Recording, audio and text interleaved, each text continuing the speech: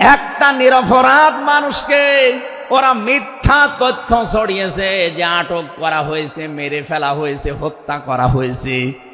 নবীজি একজন মানুষের জীবনের বদলা নেওয়ার জন্য 1400 মানুষকে তিনি বায়াত করাচ্ছেন, শপথ বাক্য পাঠ করাচ্ছেন। একটু খেয়াল করেন তো, একজন মানুষের জীবনের জন্য জীবন দিতে প্রস্তুত 1399 জন, আর নবী সহ। এমন বাক্য তিনি পাঠ করিয়েছেন, এমন শপথ নিয়েছেন যে আল্লাহ অলরেডি রাজি হয়ে আয়াত নাজিল করছেন। নবীজি বললেন ওরা ওসমানকে হত্যা করেছে। ওসমান একজন নিরপরাধ মানুষ। একটা নিরপরাধ মানুষকে বিনা কারণে আটক করে হত্যা করেছে, ওদের কোনো ক্ষমা নেই। আমরা আজকে এই 1400 মানুষ শপথ নিলাম, ওদেরকে হত্যার প্রতিশোধ না নিয়ে আমরা কোনোদিন আর মক্কা মদিনায় ফেরত যাব না। আমার তো মনে হচ্ছে বাংলাদেশে এখনো বহু মানুষ বিনা কারণে যাদেরকে হত্যা করা হয়েছে, নিরপরাধ মানুষগুলোকে ফাঁসির কাস্টে ঝোলানো হয়েছে। কত মানুষকে মৃত্যুর দিকে ঠেলে দিয়েছে। এখনো জিন্দা শহীদ জনাব এটিএম আজহারুল ইসলাম এখনো জেলখানায় পচতেছে। বানানো বিচার ব্যবস্থা, বানানো বিচারপতি, নিজেদের উকিল, নিজেদের পিপি, নিজেদের সাক্ষী, নিজেদের রায় সব দিয়ে একটা মানুষকে আর 17 বছর আপনি আটক করে রেখেছেন। আমার তো মনে হয় এখন সময়ের দাবি।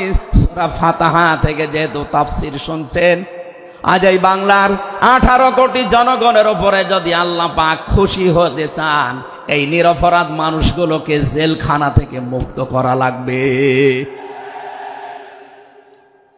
যশোরবাসী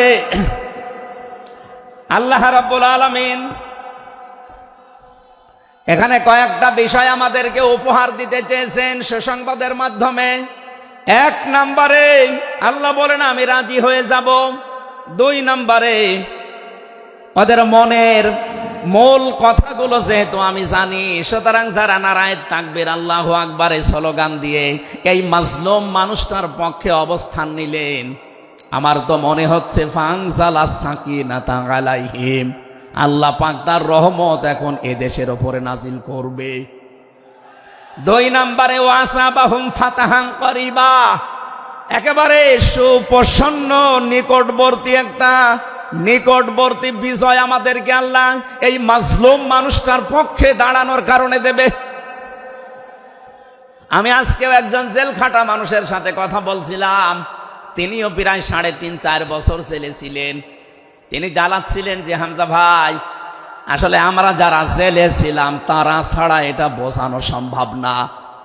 বহু মানুষ বিনা অপরাধে, বিশেষ করে 15.5 বছরে তো হবেই, বিনা কারণে বিনা অপরাধে কিচ্ছু জানে না, বছরের পর বছর জেলে পচতেছে।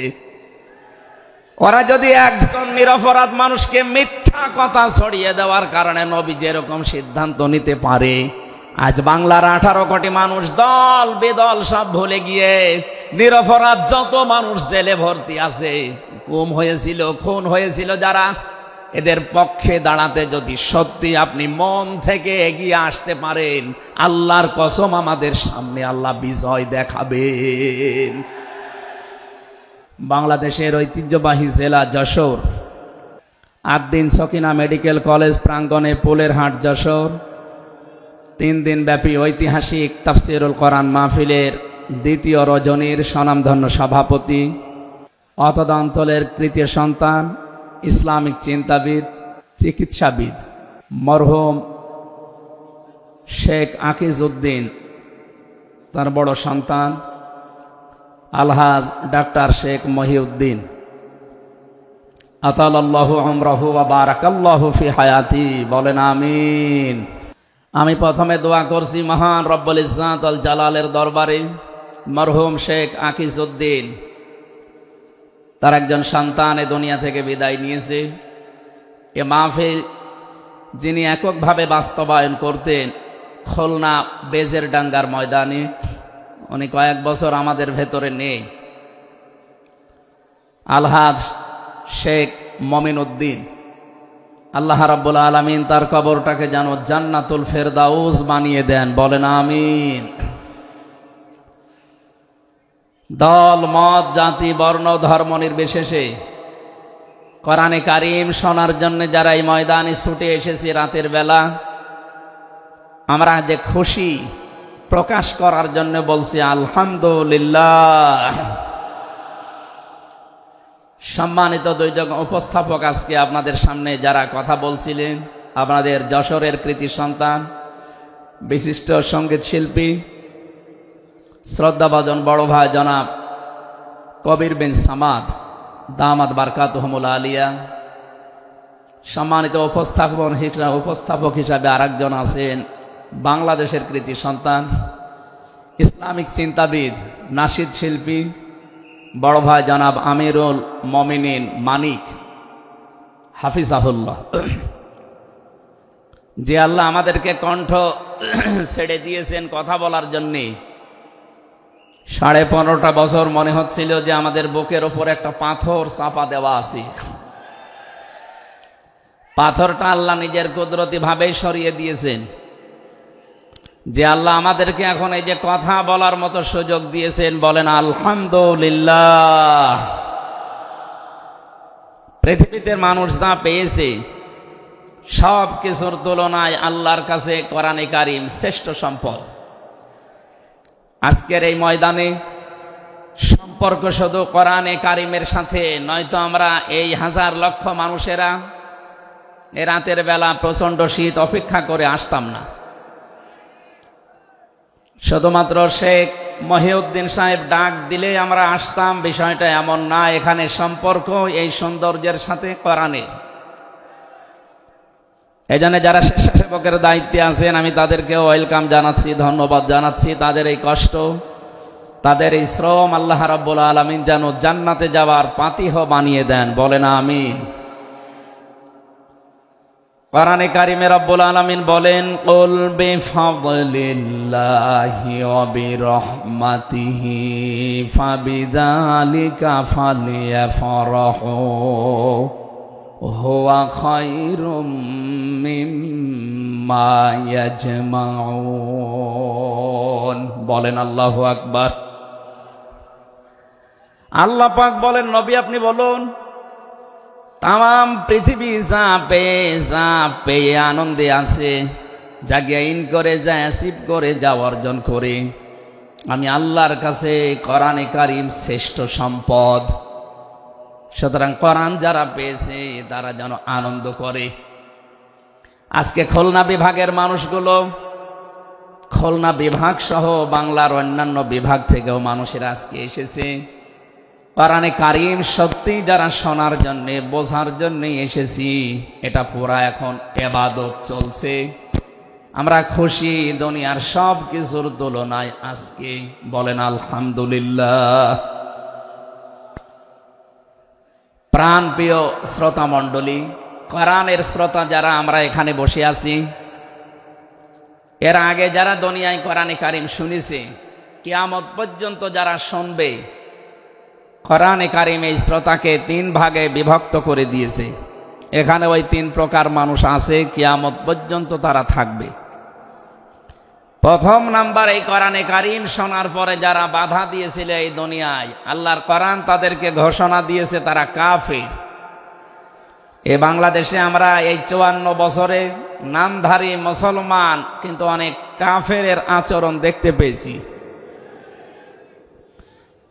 সূরা হামিম সাজদার 26 নম্বর আয়াতে আল্লাহ তাদের পরিচয় দিয়েছেন, وَقَالَ الَّذِينَ كَفَرُوا لَا تَسْمَعُوا لِهَذَا الْقُرْآنِ وَالْغَوْا فِيهِ لَعَلَّكُمْ تَغْلِبُونَ। আল্লাহ পাক বলেন, কাফেরেরা সিদ্ধান্ত নিয়েছিল সব চলতে দেওয়া যাবে, মুহাম্মাদের কোরআনে কারিম এটা চলতে দেওয়া যাবে না। কারণ তারা বুঝেছিল এটা 1500 বছর আগে নাসিল হওয়া। ভালোভাবে আবু জেহেল টের পেয়েছিল, বুঝেছিল এ কোরআনে কারিম মুহাম্মদুর রাসূলুল্লাহ যেটা বোঝাতে চায়, এটা যদি সত্যি জনগণ বুঝতে পারে আর মেনে নেয়, আমি যে অবৈধ চেয়ারে বসে আছি এই চেয়ার থাকবে না। যোগে যোগে যারা কোরআন বাধা দিয়েছে তারা এইটাই টের পেয়েছে। তারা খুব ভালোভাবে জানে কোরআন যারা প্রচার করে সত্যিই কোরআনের এই কথাগুলো যদি সাধারণ মানুষেরা জনগণ বুঝে ফেলে, আমরা যে শয়তানি করি, আমরা যে অবৈধভাবে টিকে আছি, এইটা থাকবে না। এই জন্য বাস্তবতা হচ্ছে কোরআন শুনলে বাধা দেবে এরা এক নাম্বারে কাফের। আমরা জানি কাফের মারা গেলে জানাজা হয় না, হয়? বলেন বলেন। কাফেরের জন্য দোয়া করাও জায়েজ নেই। আল্লাহ রাব্বুল আলামিন বলেন, মা কানা লিন-নাবিয়্যি ওয়াল্লাযীনা আমানু আইয়াস্তাগফিরু লিল মুশরিকিন ওয়ালাউ কানু উলি কুরবা মিন বা'দি মা তাবায়্যানা লাহুম আন্নাহুম আসহাবুল জাহিম। সূরা তাওবা 113 নম্বর আয়াতে আল্লাহ জানিয়েছেন, হযরত ইব্রাহিম আলাইহিস সালাম সম্পর্কে যদি আয়াতটা নাযিল হওয়া তামাম দুনিয়ার মানুষকে উদ্দেশ্য করায় আয়াত দিয়ে, হে নবী, কোন নবীর জন্যে কোন ইমানদারের জন্য এটা জায়েজ না, শোভনীয় না, উচিত না যে কোনো মুশরিক মারা গেলে তার জন্য আল্লাহর কাছে সে ক্ষমা চাবে, ইস্তিগফার করবে। ওয়ালাউ কানু লিকুরবা, আল্লাহ পাক বলেন যদিও এটা নিজের নিকট আত্মীয় হয়, মা তাবায়্যানা লাহুম আন্নাহুম আসহাবুল জাহিম, যার প্রতি এটা প্রমাণ হয়ে গেছে যে লোকটা জাহান্নামে যাবে, যার কাজকর্ম, যার ঈমান আমল আকীদা দেখে টের পাওয়া যায়, এইরকম মানুষের জন্য কোনো ঈমানদার না কোনো নবীর জন্যও দোয়া করা, ইস্তিগফার করা জায়েজ নেই। বলেন নাউযুবিল্লাহ। একজন নবীকে যদি আল্লাহ এই কথা বলতে পারেন, আমি আয়াতের ব্যাখ্যায় পড়েছি মুহাম্মদুর রাসূলুল্লাহ সাল্লাল্লাহু আলাইহি ওয়াসাল্লামের নিজের আপন চাচা আবু তালিব, এই লোকটা যখন মারা যাচ্ছিল, বিশ্ব নবী নিজে তার কাছে গিয়ে বললেন, ইয়া আম্মি আবি তালিব, কুল লা ইলাহা ইল্লাল্লাহ হাজ্জুল লাকা ইনদাল্লাহি ইয়াউমাল কিয়ামাহ, বুখারী শরীফের হাদিস। ডাক দিয়ে বললেন, হে চাচা, জোরে বলা লাগবে না, আওয়াজগুলো শুধু আমার কানের কাছে মুখটা নিয়ে আস্তে করে আপনি বলেন, লা ইলাহা ইল্লাল্লাহ, জোরে লা ইলাহা ইল্লাল্লাহ, লা ইলাহা ইল্লাল্লাহ, লা ইলাহা ইল্লাল্লাহ মুহাম্মাদুর রাসূলুল্লাহ। আপনি শুধু আল্লাহর একাত্মবাদের স্বীকৃতি দেন আমার কানের কাছে, এর সালাতের ঘোষণাটা দেওয়া লাগবে না, শুধু আল্লাহর ঘোষণাটা আমার কানের কাছে শোনান। কিয়ামতের দিন আমি আপনার জন্য আল্লাহর দরবারে ঝগড়া করে জান্নাতে নিয়ে যাব। পাশে যারা দাঁড়িয়েছিল তাদের কারণে লোকটা পড়তে পারে নাই, নবীজির মন খারাপ হয়ে গেল। সঙ্গে সঙ্গে সূরা কাসাসের 56 নাম্বার আয়াত নিয়ে ফেরেশতা জিবরাইল হাজির হয়ে গেছে। ইন্নাকা লা তাহদি মান আহবাবতা ওয়ালাকিন্নাল্লাহা ইয়াহদি মাইয়াশা ওয়া হুয়া আ'লামু বিল মুহতাদিন। আল্লাহ পাক বলেন, হে নবী, আপনি যাকে ভালোবাসেন, যাকে পছন্দ করেন, যাকে মনে করবেন আপনি হেদায়েত দেবেন না, আপনি পারবেন না, কারণ হেদায়েত আমি আল্লাহ আপনার হাতে দেইনি। হেদায়েত আমি আল্লাহ নিজের হাতে রেখে দিয়েছি। আমি আল্লাহ যাকে ইচ্ছা তাকে এটা দান করি, আর আমি আপনার চাইতে ভালো জানি যে হেদায়েত পাবে কে। জেলখানার ভেতরে 3টা বছর আল্লামা মামুনুল হক হাফিজাহুল্লাহ আমরা দুইজন এক জায়গায় ছিলাম।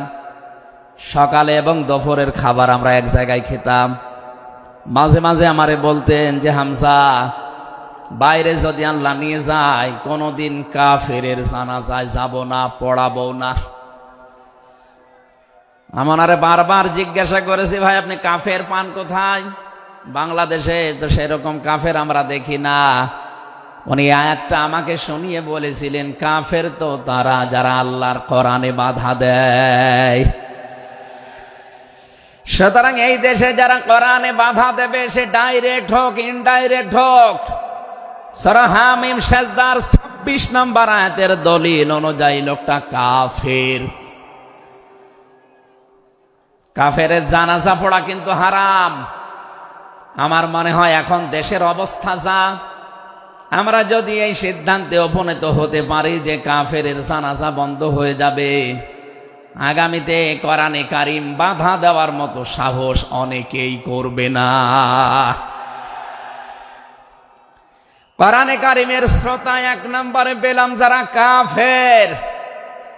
15.5 বছর থেকে শুরু করে 54 বছর আমরা যা দেখলাম, অনেকেই কিন্তু ডাইরেক্ট ইনডাইরেক্ট বাধা দিয়েছেন। এখনো যদি ওইরকম মানুষ থাকেন এই দেশে, আপনি তাওবা করবেন, আপনি সংশোধিত হয়ে যাবেন। আর যেহেতু এখন সংস্কার চলছে, আপনি নিজেকেও সংস্কার করে নেবেন। কোরআনের শ্রোতা হিসাবে আমরা 2 নম্বরে পেয়েছি তাদের নাম। আল্লাহ রাব্বুল আলামিন বলেন, ওয়াইদা কিলা লাহুম তাআলাউ ইলা মা আনজালাল্লাহু ওয়া ইলার রাসূলি রাআইতাল মুনাফিকিনা ইয়াসুদ্দুনা আনকা সুদুদা।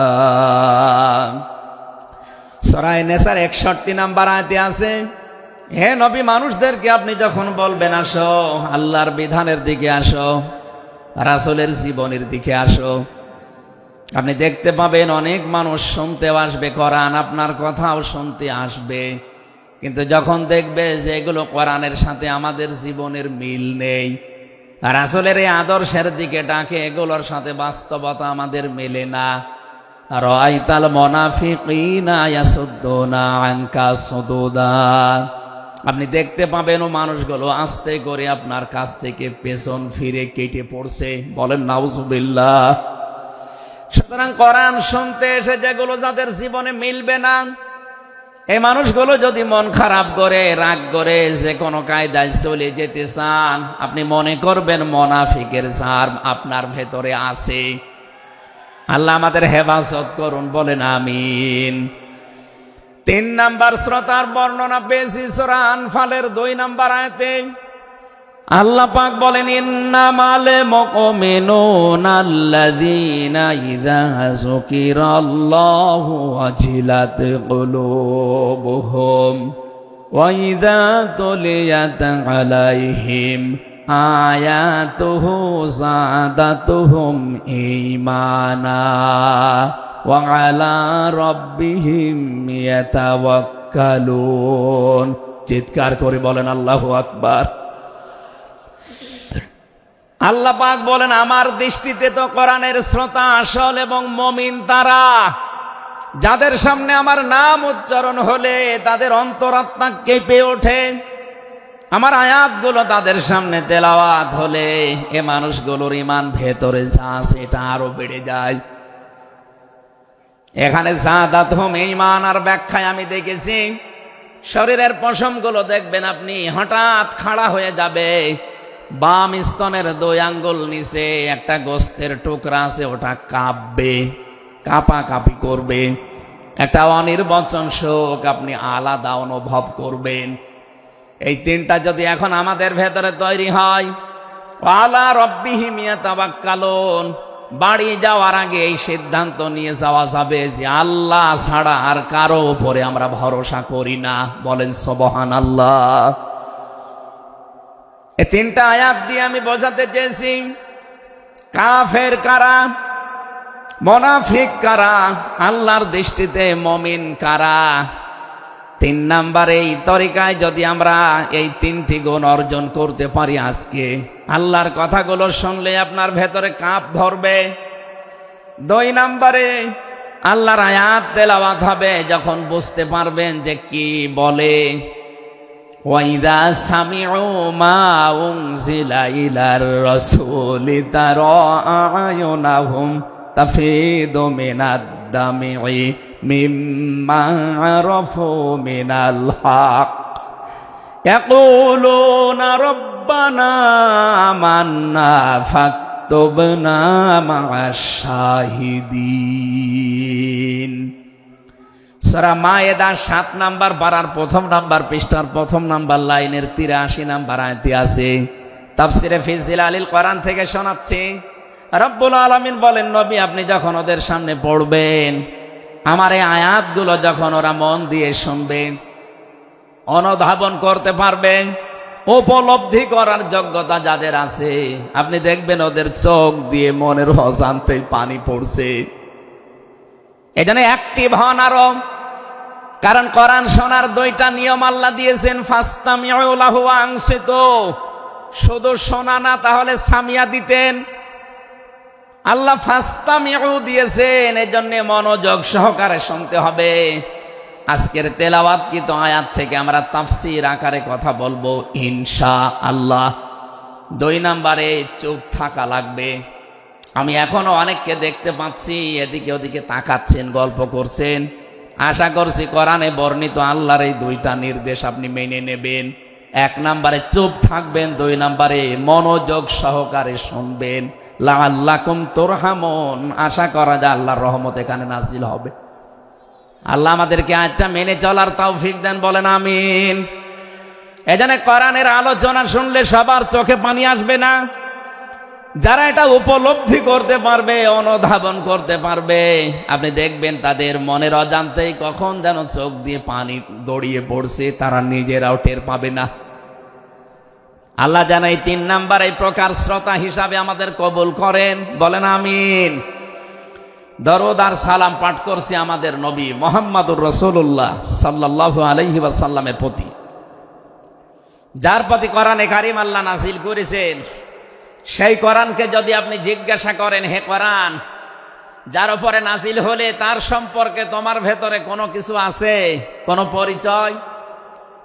আল্লাহ রাব্বুল আলামিনের কোরআন আমাদেরকে শোনাচ্ছেন, ওয়াইদ ক্বালা রাব্বু ওয়াইদ ক্বালা ঈসা ইবনু মারইয়ামা ইন্নী রাসূলুল্লাহি ইলাইকুম মুসাদ্দিকাল লিমা বাইনা ইয়াদাইয়া মিনাত তাওরাত।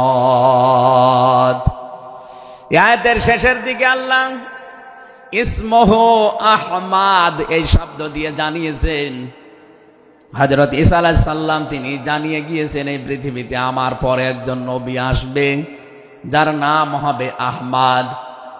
আমাদের নবীর পরিচয়টা আল্লাহ কোরআনে কারীম যিনি নাযিল করলেন তার উপরে, তার ভেতরেই তার নামটা আল্লাহ সংরক্ষণ করে দিয়েছেন।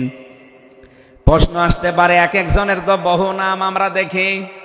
হে কোরআন, তোমার ভেতরে কি মুহাম্মদুর রাসূলুল্লাহ সাল্লাল্লাহু আলাইহি ওয়াসাল্লাম এই নাম তোমার ভেতরে আল্লাহ কি তার সম্পর্কে দিয়েছেন নাকি? আমরা যে তেলাওয়াত করেছি সূরা ফাতিহা, এই সূরা থেকে যেহেতু আজকে আলোচনা করব, এই সূরার প্রথম আয়াতে আমার আল্লাহ আমার নবীর নামকে উল্লেখ করে জানিয়েছেন। এটা 29 নাম্বার আয়াত, মুহাম্মাদুর রাসূলুল্লাহ। সূরা ফাতিহার 29 নাম্বার আয়াতটা আমরা পড়েছি 4 ভাগের 1 ভাগ। এই আয়াত থেকে আমরা আজকের আলোচনার বিষয় সাজিয়েছি। আমার আজকের বিষয়বস্তু, আমরা মুহাম্মাদুর রাসূলুল্লাহর উম্মত হতে চাই। সত্যি যদি আল্লাহর দৃষ্টিতে বিশ্বনবী মুহাম্মদুর রাসূলুল্লাহর উম্মত আমরা হতে চাই, মাস্ট বি তেলাওয়াতকৃত আয়াতের এই বর্ণিত গুণগুলো আমাদের এখন থেকেই অর্জন আরম্ভ করা লাগবে। আমি সহ যারা এসেছি অবশ্যই আল্লাহ এই গুণগুলো এখন থেকে যেন পালন করার তৌফিক আমাদেরকে দান করেন, আমিন। সূরার নাম সূরা ফাতিহা। ফাতাহ মানে বিজয়।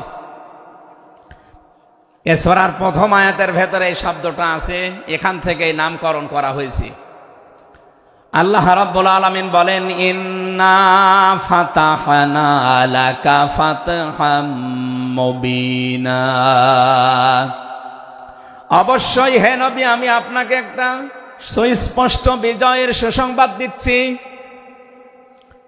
এই বিজয়ের ঘটনা তো ঐতিহাসিকভাবে ইবনে কাসিরের ভেতর থেকে আমি শিক্ষার জন্য এবার বলছি। এদিকে খুব অ্যাক্টিভ হয়ে থাকবেন। এই সূরা ফাতিহার 18 নম্বর আয়াত। আমার যতটুকু পড়াশোনা আছে, আমার যতটুকু লেখাপড়ার স্টাডি আছে, এই আয়াতটা এখন বাংলাদেশে সবচাইতে বেশি প্রয়োজন। সূরা ফাতিহা 18 নম্বর আয়াত। যে যেখানে আছেন, দাঁড়িয়ে আছেন, বসে আছেন, শুয়ে আছেন, কান এবার খাড়া করে দেন। হুদায়বিয়ার সন্ধির যে ঘটনা আমরা শুনেছি এতদিন পর্যন্ত, শুধু শুনেছি অনেকে, কিন্তু এখান থেকে শিক্ষাটা আজ অনেকে নেয়নি। বাংলাদেশের এখন যে অবস্থা, এই শিক্ষা নেওয়ার সময় এখনই। নবীজি 1400 মানুষ নিয়ে এসেছিলেন সাহাবায়ে কেরাম নিয়ে হজ করার জন্যে।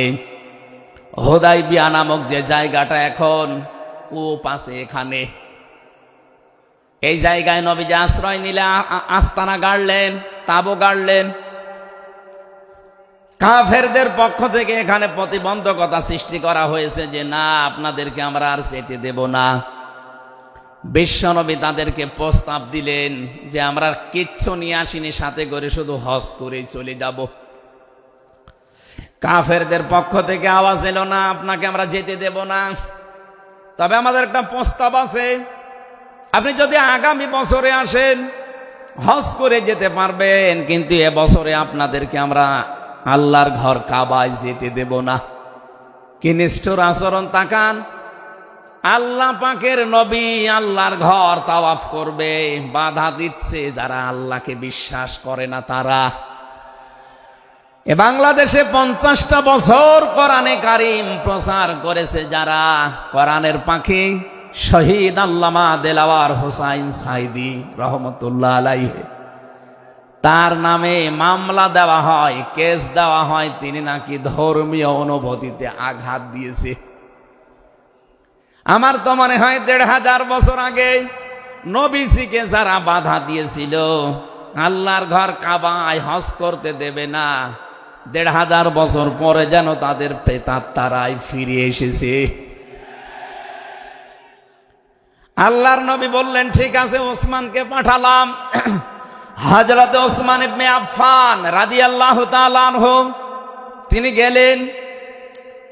হযরত ওসমানকে তারা আটক করার পরে ঘোষণা দিয়ে দিল, কতিলা ওসমান ইবনে আফফান, ওসমানকে হত্যা করা হয়েছে। এ সংবাদ যখন নবীজির কাছে এসেছে, যশোরবাসী খুব খেয়াল করেন, এখানে হযরতে ওসমানকে তারা হত্যা করার ঘোষণা দিয়ে মিথ্যা একটা সংবাদ পাঠিয়ে দিয়েছে নবীজির কাছে। নবীজি সাহাবায়ে কেরামকে বললেন, যারা ইহরামের কাপড় পরে এসেছিলে সব এখন খুলে ফেলো। সাহাবায়ে কেরাম বলেন, হে রাসূল, ইহরামের কাপড় খুললে হজ? বলে, হজ আগামী বছর।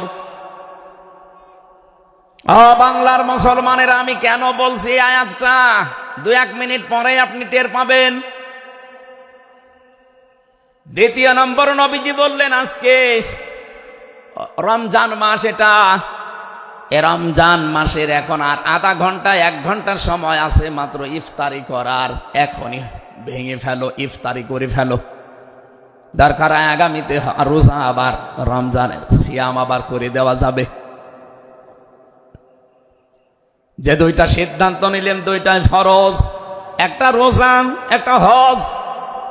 নবীজি কিন্তু জানতেন ইহরামের কাপড় খুলে ফেললে হজ ভেঙে যাবে, আর একটু পরেই তো ইফতারি করলে রোজাটা হয়ে যায়। বিশ্ব নবী বলেন না, এক্ষুনি রোজা ভেঙে ফেলো। আবার বলছে, কান খাড়া করেন, আমি কিন্তু 2 মিনিটের ভেতরে জায়গায় যাব। এত বড় দুইটা বড় বড় ফরজ বিধান নবীজি লঙ্ঘন করছেন, কারণটা কি? কারণ একটাই, ওরা একজন নিরপরাধ মানুষকে আটক করে হত্যার ঘোষণা দিয়েছে। আপনি বাংলাদেশকে 15.5 বছরের সাথে ওই ঘটনাটা মিলান। একটা নিরপরাধ মানুষ, মাত্র একজন, তাকে আটক করে হত্যার ঘোষণা দেওয়ার কারণে যদি নবী মুহাম্মদ রাসূলুল্লাহ হজ ছেড়ে দিতে পারেন, রোজা ছেড়ে দিতে পারেন, তিনি ওই বাবলা গাছের নিচে হাত দিলেন, সাহাবায়ে কেরামকে বললেন, আমার এই হাতের উপরে সবাই হাত লাগাও, আমি আজকে তোমাদেরকে বায়াত গ্রহণ করাবো, শপথ নেব তোমাদের কাছে। 1399 জন নবীর সাথে আছে। আর হযরত ওসমানকে যেহেতু তারা আটক করেছে, এই 1399 জন সবাই নবীজির হাতের উপরে একটার পরে হাত দিতে আছে। বিশ্ব নবী ডাক দিয়ে বলেন, সাহাবীরা, জিবরাইল এই মাত্র সূরা ফাতিহা এই সূরার 18 নম্বর আয়াতটা আমাকে তেলাওয়াত করে শুনিয়ে গেল। জিবরাইল এসেছিল, তোমরা কেউ দেখতে পাওনি। জিবরাইল আয়াতটা শুনিয়েছে, লাকাদ রাদিয়াল্লাহু আনিল মুমিনিনা ইয ইউবাইউনাকা তাহতাশ শাজারাতি ফাআলিমা মা ফি কুলুবিহিম ফানজালাস সাকিনাতা আলাইহিম ওয়া আসাবাহুম ফাতহান করিবা। খুব খেয়াল করেন, সেই সময় পর্যন্ত আমি চলে এসেছি। নবীজি নিজের বাম হাতটা সাহাবায়ে কেরামদের উপরে রেখে বললেন, সাহাবীরা, আজকের এই বায়াতের উপরে, শপথের উপরে আল্লাহ পাক নিজেই জানিয়েছেন যে তিনি রাজি হয়ে গেছেন। আয়াতটা শুরু করার আগে আল্লাহ দুইটা তাকিদ দিয়েছেন, লাম এবং কদ। লাকাদ রাদিয়াল্লাহু আনিল মুমিনিন। আল্লাহ পাক বলেন, আমি নিজে মুমিনদের উপরে অবশ্যই অবশ্যই রাজি হয়ে গেছি। রাজি হব না, হয়ে গেছি। তাহতা শাজারাতি, এই গাছের নিচে আপনার হাতের উপরে যারা হাত দিয়ে আজকে শপথ বাক্য পাঠ করছে যে ওসমান হত্যার বদলা না নিয়ে কেউ মদিনায় ফেরত যাবে না, আমি আল্লাহ তাদের মনের খবর যেহেতু জানি, ফাআলিমা মা ফি কুলুবিহিম, তারা যে শপথ নিচ্ছে এটা কিন্তু লোক দেখানোর জন্য না, এটা মন থেকে।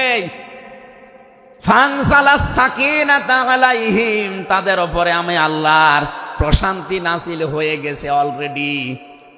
ওয়া আসাবাহুম ফাতহান করিবা, তাদেরকে আমি আসন্ন একটা বিজয়ের সুসংবাদ দিচ্ছি। সুতরাং এই বায়াতের রিদওয়ানের উপরে যেহেতু সবাই হাত দিয়েছে, ওসমানের হাতটা এখানে নেই, হে নবী আপনার বাম হাতটা উপরে তুলে ধরেন, এইটাই আমি ওসমানের হাত হিসাবে মেনে নিলাম। তার মানে 1400 মানুষের উপরে আমি আল্লাহ অলরেডি রাজি হয়ে গেছি। আমার মুসলমান ভাইরা, এবার আমি খেয়াল করার জন্য আর একবার বলছি, এইটা বলার জন্য আমি এতক্ষণ ঘুরছিলাম। একটা নিরপরাধ মানুষকে ওরা মিথ্যা তথ্য ছড়িয়েছে যে আটক করা হয়েছে, মেরে ফেলা হয়েছে, হত্যা করা হয়েছে। নবীজি একজন মানুষের জীবনের বদলা নেওয়ার জন্য 1400 মানুষকে তিনি বায়াত করাচ্ছেন, শপথ বাক্য পাঠ করাচ্ছেন। একটু খেয়াল করেন তো, একজন মানুষের জীবনের জন্য জীবন দিতে প্রস্তুত 1399 জন, আর নবী সহ।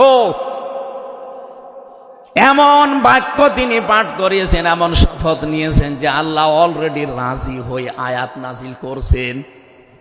নবীজি বললেন, ওরা ওসমানকে হত্যা করেছে, ওসমান একজন নিরপরাধ মানুষ। একটা নিরপরাধ মানুষকে বিনা কারণে আটক করে হত্যা করেছে, ওদের কোনো ক্ষমা নেই। আমরা আজকে এই 1400 মানুষ শপথ নিলাম, ওদেরকে হত্যার প্রতিশোধ না নিয়ে আমরা কোনোদিন আর মক্কা মদিনায় ফেরত যাব না।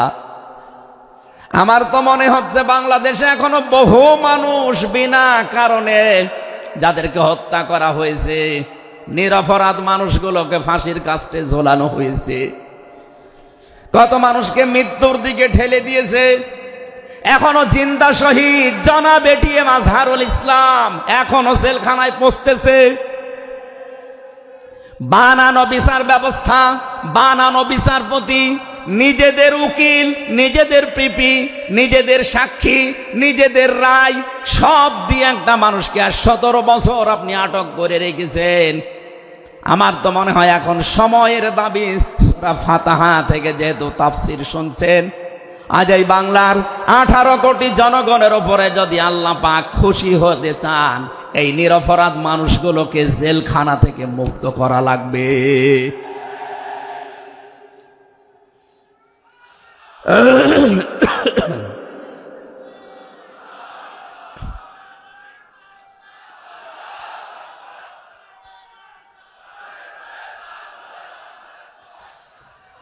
যশোর মাসে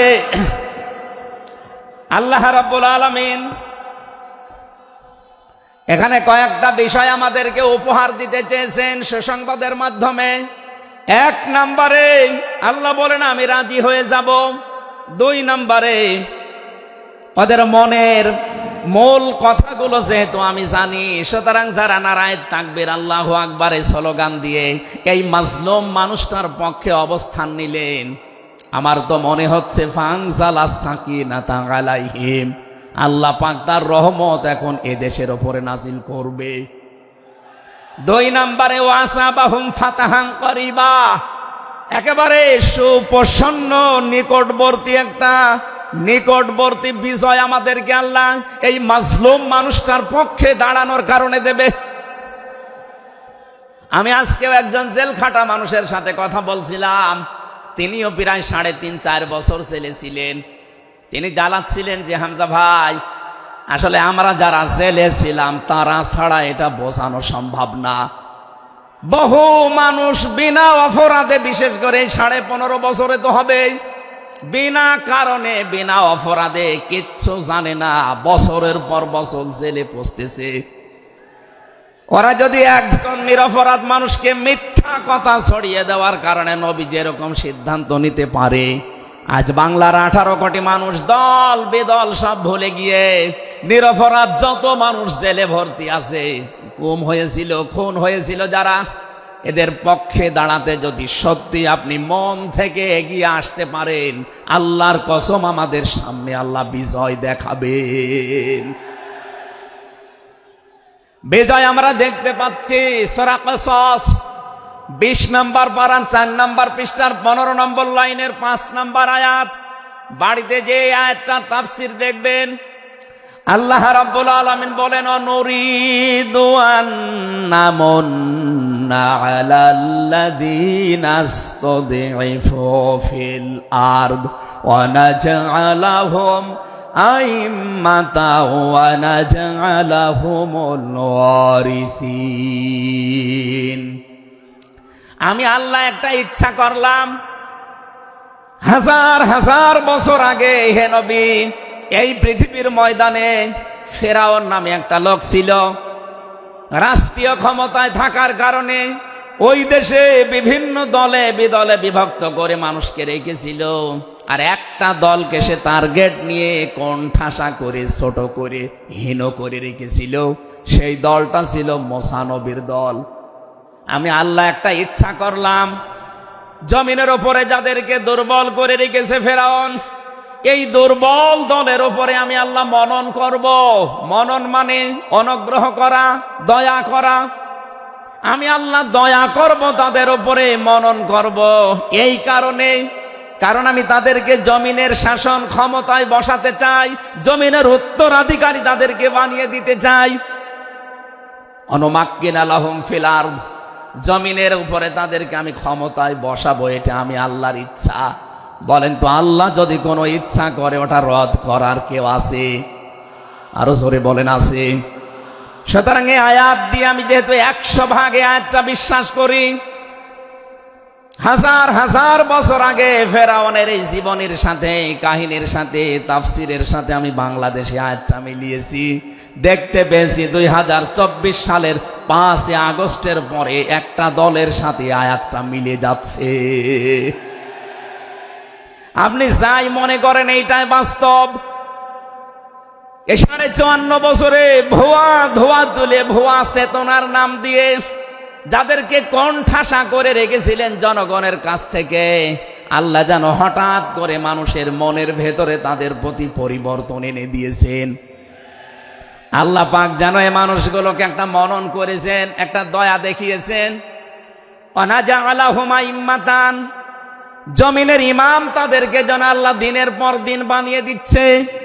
তাদের আচার ব্যবহার, তাদের চরিত্র, তাদের ব্যবহার, তাদের মাধুর্যতা, তাদের যে ইখলাস, এগুলো দেখছে আমার আল্লাহ দিনের পরে দিন জমিনের ইমাম তাদেরকে আল্লাহ বানাচ্ছেন।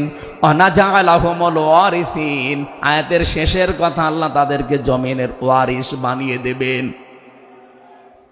যেহেতু আল্লাহর সিদ্ধান্ত রদ করা যায় না, ফাআলুল লিমা ইউরিদ, তিনি যা ইচ্ছা তাই করেন। ইন্নামা আমরুহু ইযা আরাদা শাইআন আইয়াকুলা লাহু কুন ফায়াকুন। আল্লাহ পাক বলেন, আমি যদি কোনো ইচ্ছা করি শুধু বলি কোন, সঙ্গে সঙ্গে ফায়াকুন হয়ে যায়। কোরআনের উপর আমার 100% বিশ্বাস নিয়ে কথা বলছি আমি। এই আয়াতগুলো মাস্ট বি আমার আল্লাহ বাংলাদেশে দেখাবে। বলেন আমিন, আরো জোরে বলেন আমিন।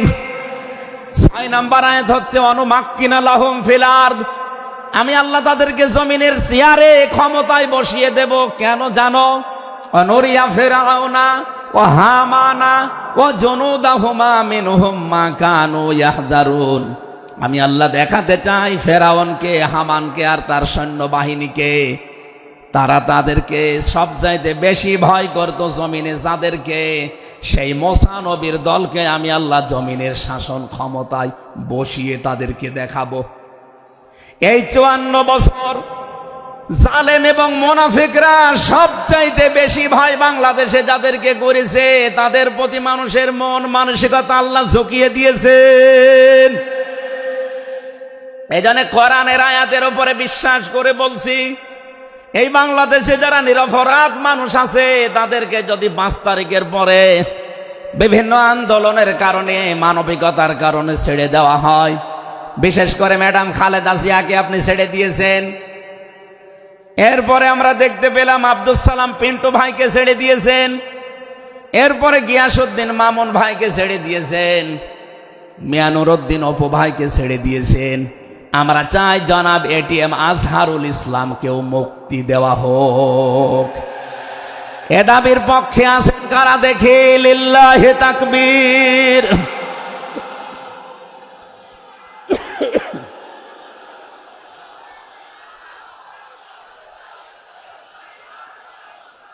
আলহামদুলিল্লাহ। ভাই, আমি আয়াতটা পড়লাম এই জন্যে, 1500 বছর আগে একটা নিরপরাধ মানুষের পক্ষে দাঁড়ানোর কারণে যদি আল্লাহ এতগুলো সুসংবাদ দিতে পারে, সাকিনা নাজিল করা, সুপ্রসন্ন, একেবারে নিকটবর্তী বিজয় দেওয়া, আমরা যদি আজ নিরপরাধ মানুষগুলো যারা আজ জুলুমের শিকার হয়ে 15.5 বছর 17 বছর মানবেতর জীবন যাপন করছে, আমি তো 3 বছর তার ভুক্তভোগী।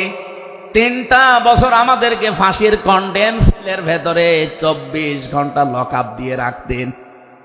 কি করেছিলাম আমরা? আজকে এই যে মাহফিলের 6 জন আলেমের ভেতরে আমরা 3 জনই এক জায়গায় ছিলাম জেলখানায়, আর বাকি 3 জনের ভেতরে একজন তো বাইরের দেশে, আর 2 জন আব্দুল হাই সাইফুল্লাহ, শাইখ আহমদুল্লাহ, 2 জন মজলুম। তাদেরকেও কোরআনের কথায় দেশে 15.5 বছর আপনারা বলতে দেননি। এজন্য আমি আয়াত থেকে যেটা শিক্ষা দিতে চাই, কাটছাট কথা বলছি। বাংলাদেশে যদি আল্লাহর সাকিনা, প্রশান্তি মনে এবং বাইরে আপনি দেখতে চান, সুপ্রসন্ন বিজয় যদি দেখতে চান, অবশ্যই আপনাকে নিরপরাধ যারা এখনো পর্যন্ত বিভিন্ন জায়গায় মাজলুম হয়ে আছে তাদের পক্ষ নেওয়া লাগবে। এই কথা বলুন।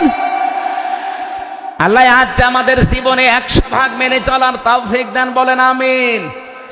এই সূরা ফাতিহা থেকেই আমরা পড়েছি 29 নম্বর আয়াত। আমাদের আলোচনার বিষয় মুহাম্মদুর রাসূলুল্লাহর উম্মত কারা? রব্বুল আলামিন বলেন মুহাম্মদুর রাসূলুল্লাহ। মুহাম্মদ সাল্লাল্লাহু আলাইহি ওয়াসাল্লাম আল্লাহর রাসূল।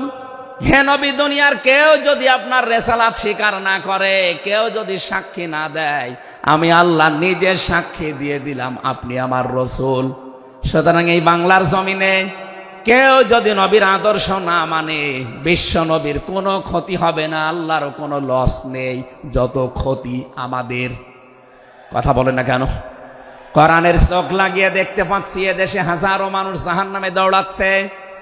কারণ নবী মুহাম্মদুর রাসূলুল্লাহ বাদ দিয়ে পৃথিবীতে যদি অন্য কাউকে কিয়ামত পর্যন্ত কেউ আদর্শ মেনে চলে, কোরআনের কসম দিয়ে বলছি মাস্ট বি, লোকটা জাহান্নামী।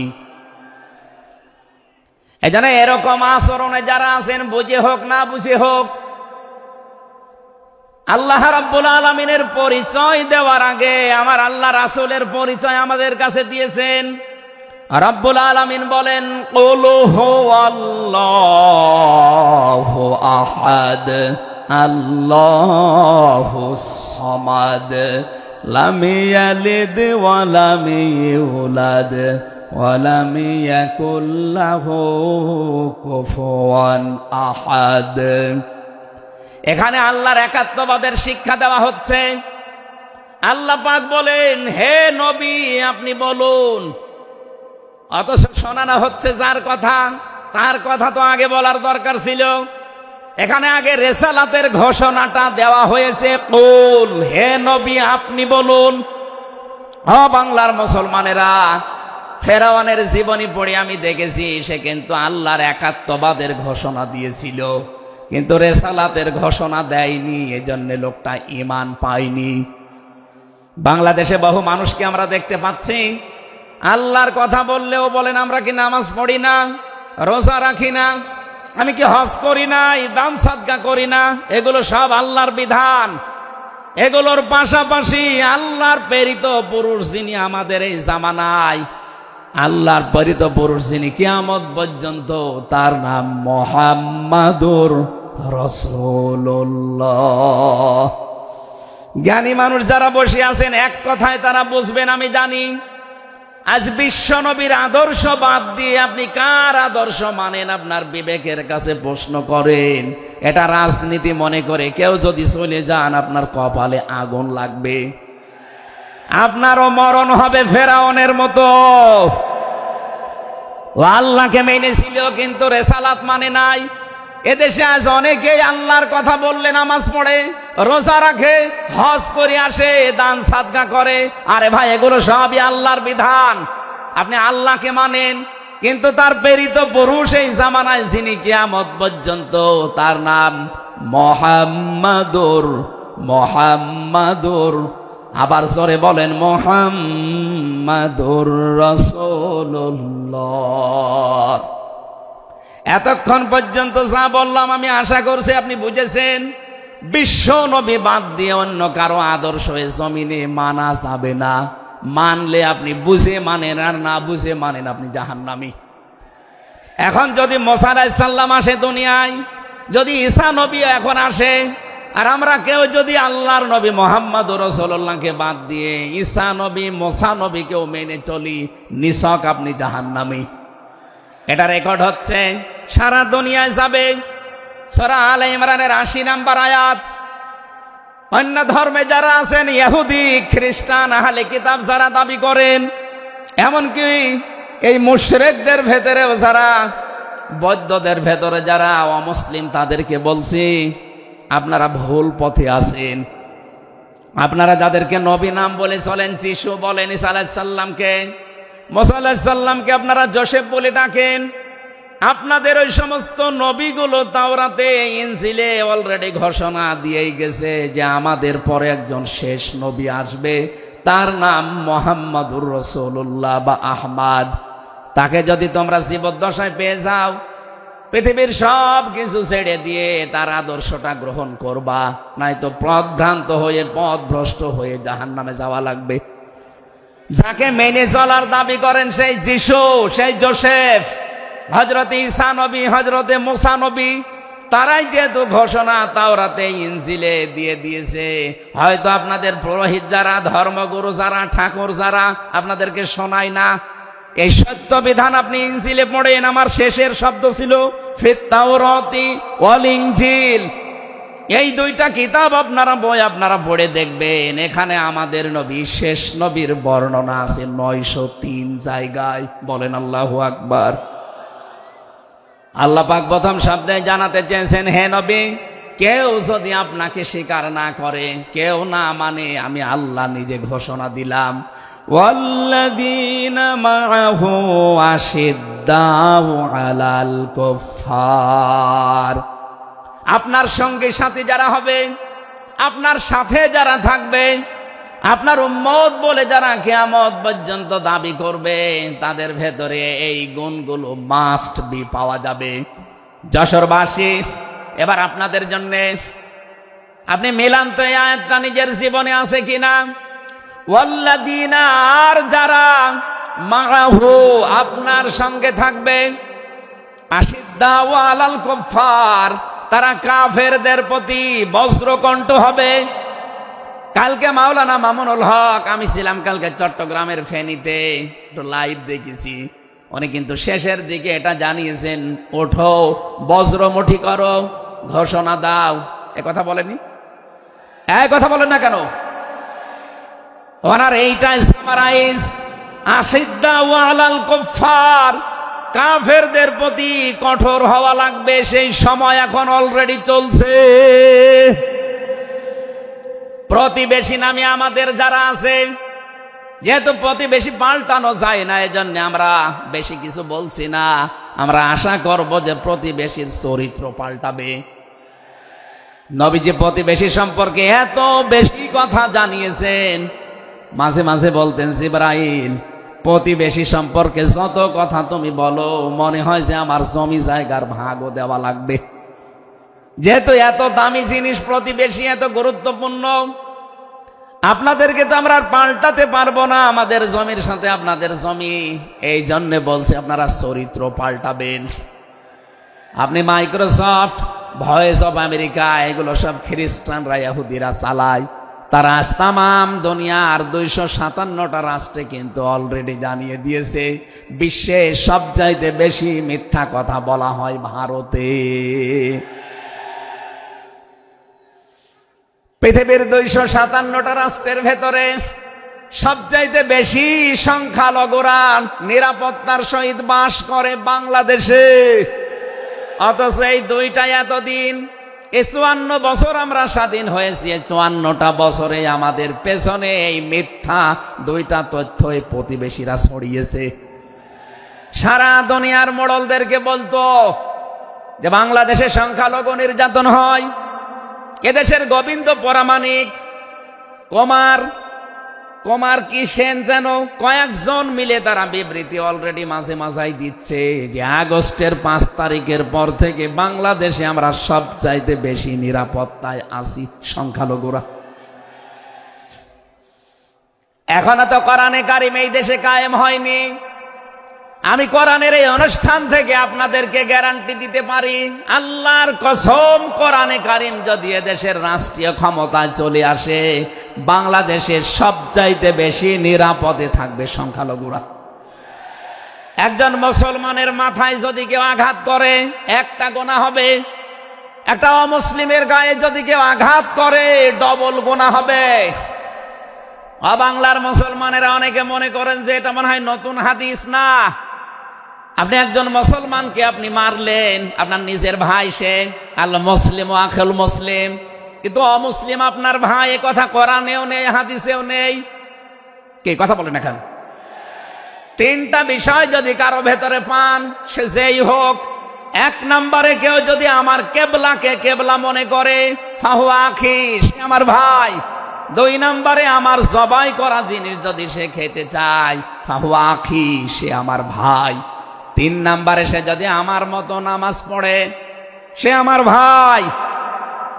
সুতরাং এই 3টা বিষয় সামনে রেখে আমরা এই দেশে যারা আছি, মতের হয়তো মিল নেই, দলের হয়তো নামের মিল নেই, কিন্তু এই 3টা বিষয় যারা মানবেন, আমার মতো নামাজ পড়বেন, আমার কাবাকে কাবা মনে করবেন, আমার জবাইকে তো ব্যস্ত আপনিও খাবেন, এটা যেই হোক, এই দেশে আমরা সবাই তাকে ভাই ভাই ভাই মনে করি। কথা বলেন ঠিক কিনা?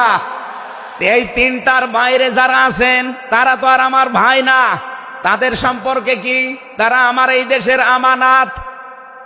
এক নম্বরে এই সংখ্যালঘু যারা আছে, হিন্দু হোক, খ্রিস্টান হোক, বৌদ্ধ হোক, মুশরিক হোক, যাই হোক, যারা আছে তাদের ওপর যদি আপনি অত্যাচার করেন, তাদের মন্দির ভাঙেন, তাদের দেবতাকে গালি দেন, তাদের মাথায় বাড়ি দেন, চাঁদাবাজি করেন, এক নম্বরে জুলুমের গুনাহ হবে, দুই নম্বরে আমানতের খেয়ানতের গুনাহ হবে। এই জন্য আমরা সাবধান থাকি। আগস্টের 5 তারিখের পরে আমরা অনেকের চরিত্র একটু ওলট পালট দেখতে পাচ্ছি। আশা করছি আপনি থামবেন, নয়তো কিন্তু বদনাম হয়ে যাচ্ছে। আপনি গোয়েন্দা বিভাগের খোঁজ রাখেন, তারা কিন্তু সব নখদর্পণে রেখেছে, কে কি করছে এটা সব তারা দেখছে। এই জন্য আমরা এমন কোন আচরণ না করি আপনার নিজের ভুলের কারণে নিজের পায়ে আবার কোড়াল লেগে যায়।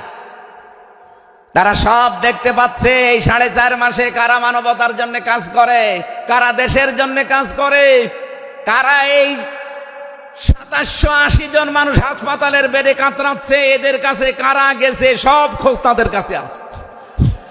2732 জন মানুষ হত্যা হয়েছে একজনের নির্দেশে। এতগুলো শহীদ পরিবারের পাশে কারা কারা দাঁড়াচ্ছে সব তাদের কিন্তু ডকুমেন্ট আছে। এই জন্য আপনি মনে করছেন আমি ডুবে ডুবে জল খাবো, ঘোলা পানিতে মাছ শিকার করব, কেউ কিছু টের পাবে না, কখনো না। সব তাদের আয়ত্তের ভেতরে আছে। এই জন্য এমন কাজ করা দরকার আমাদের, আগামীতে যেন শুধু ওই 14 দল বাদ দিয়ে আমরা যারা মজলুম আছি এই মানুষগুলো যেন রাষ্ট্রের দায়িত্ব পায়, আর কোরআন আর হাদিস দিয়ে বাংলাদেশের 56,000 বর্গ মাইল চলে। কারা কারা রাজি আছেন দেখি? লিল্লাহি তাকবীর।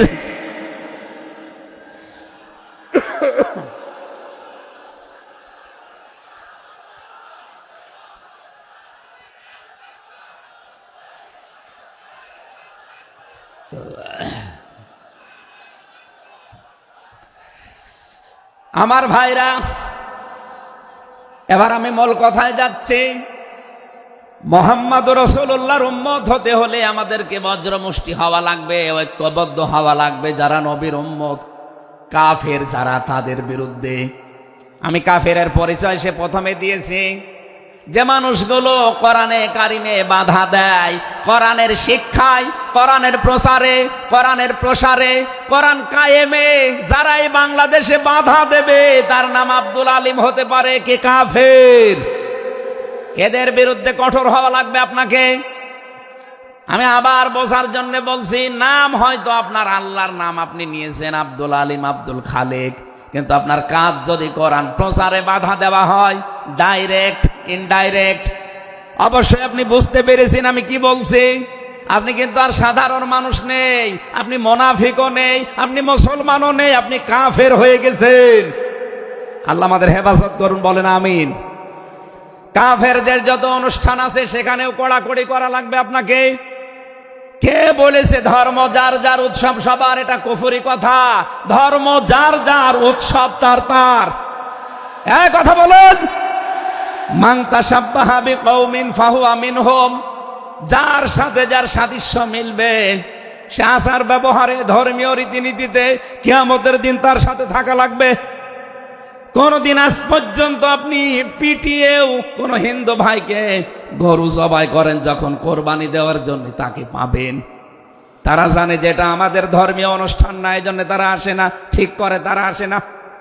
আপনি কোন কারণে সেখানে যাবেন?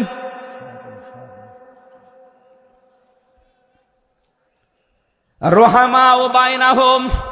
দ্বিতীয় নম্বরে আমরা পেয়েছি নিজেদের ভেতরে মহব্বত, ভালোবাসা, সম্প্রীতি, মায়া, মমতা। এটা নিজেদের ভেতরে বাড়ানো লাগবে।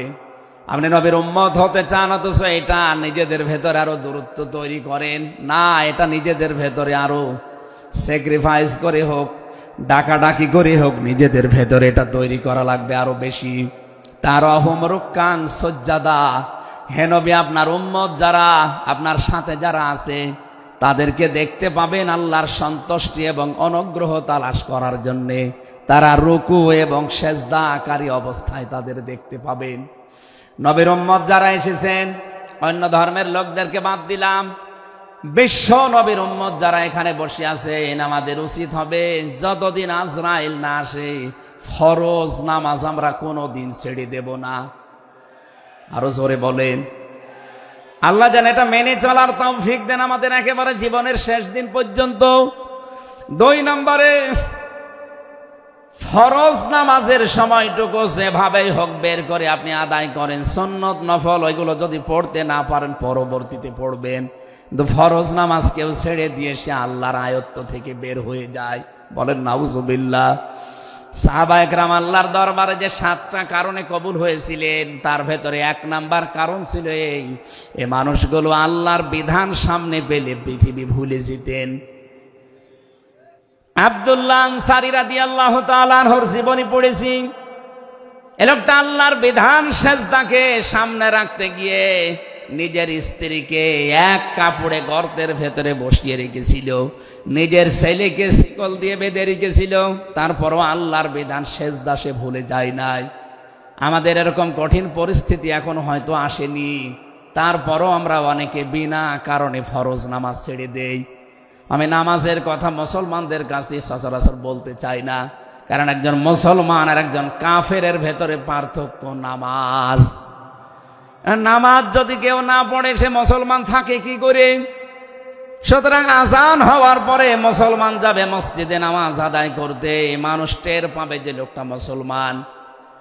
রিজালুল্লাহ তুলহিহিম তিজারাতু ওয়ালা বাইউন আন যিকিরিল্লাহ ইলা আখিরি আয়াত। মুসলমান ব্যবসায়ী যারা, তাদের পরিচয় আল্লাহ দিয়েছেন। আল্লাহ রাব্বুল আলামিন বলেন, এই পৃথিবীর ময়দানে যারা মুসলমান ব্যবসায়ী, আজান হওয়ার সঙ্গে সঙ্গে ব্যবসা প্রতিষ্ঠান বন্ধ করে দিয়ে তারা সেজদায় দৌড়াবে। ইয়াবতাগুনা ফাদলাম মিনাল্লাহি ওয়া রিদওয়ানা। এখানে আল্লাহ 2টা শব্দ ব্যবহার করেছেন। আল্লাহর ফজল যদি কেউ চায় তাহলে অবশ্যই তাকে মসজিদে যাওয়া লাগবে। আল্লাহুম্মা ইন্নী আসআলুকা মিন ফাদলিকা, ফজলের জন্য জমিনে আল্লাহ পাঠিয়েছেন আমাদেরকে, আর রহমতের জন্য তার ঘর মসজিদে পাঠিয়েছেন।